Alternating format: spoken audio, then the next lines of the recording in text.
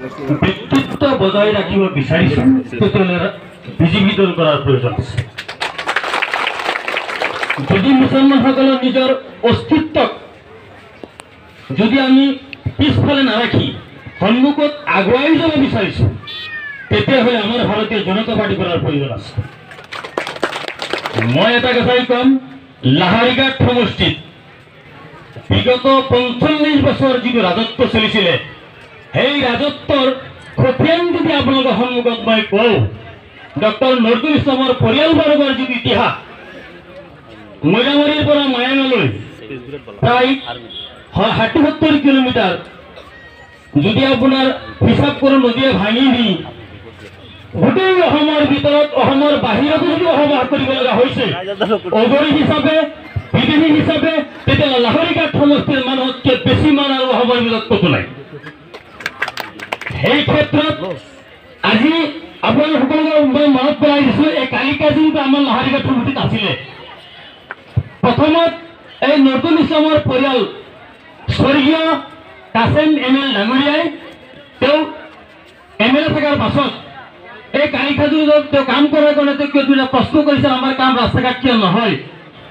সেই কথাটো কোৱাৰ কাৰণেই আমাৰ আজি প্ৰায় ৪০ বছৰ আগতেই এই কালিকাজুৰি বগুৰাবাৰী আমাৰ লাহৰীঘাট সমষ্টিৰ পৰা কাটি নি ভাই বন্ধুসকলক আঁতৰ কৰি দিছিলে।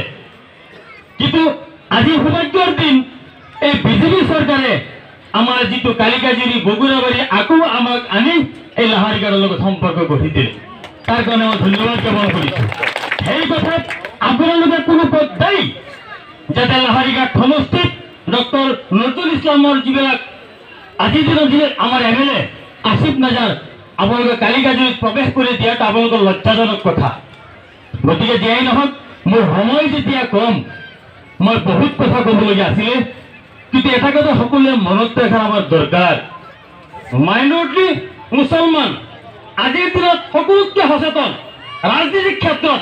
মই আজি বহুত চিন্তাধাৰা কৰি আজি যে মই বিজেপিত জইন কৰিছোঁ তাৰ মূল কাৰণ এটাই, যদি আমাৰ অসমৰ ভিতৰত যদি অসমখন ভালকৈ গঢ়িব খোজোঁ, আজি সুৰেশ বড়ো ডাঙৰীয়াক আমি ইয়াত প্ৰতিশ্ৰুতিবদ্ধ হওঁ, লাহৰীঘাট নগাঁও লোকসভাৰ ভিতৰত তেখেতক মাইনৰিটি ভোট দি আমি তেওঁক জিকাই আনিম বুলি আমি প্ৰতিশ্ৰুতিবদ্ধ হওঁ।